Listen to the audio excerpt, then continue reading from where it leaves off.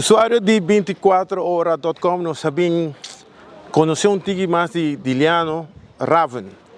Aqui, na Flintstone Ballpark, está caminhando a dedicar mais de 8 horas largo.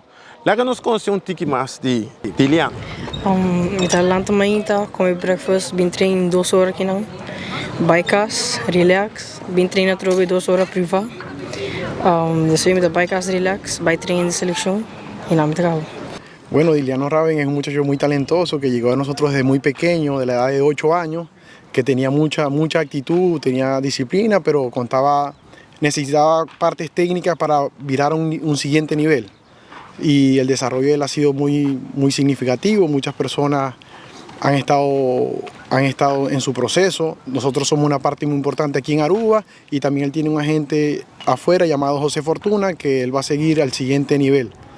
Él es una persona que, como ustedes saben, todo momento está practicando. Tiene solamente un día libre a la semana. Entrena en la mañana, mediodía, a tarde, en la noche.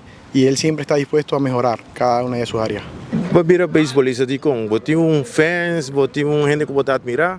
Não, eu estou na escola, tem eerste, depois ni Shanto bem a mim. Ele me sabe se porque um beisebol, se me bisa assim, depois ele tem câmera de time.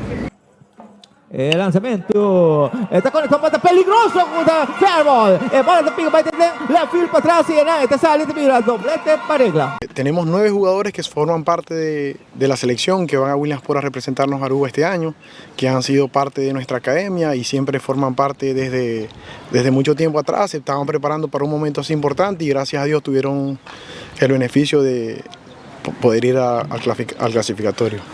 E assim aqui nós conhecemos tigre mais de Diliano Raven, jovem que está dedicado mais a mês no esporte, com tremendo futuro. Para reportar, vosso amigo servidor Eduardo Lorbe, traz de câmera Diego Lugo. Para 24horas.com, promete notícia. Avô, Diliano Tabayaia.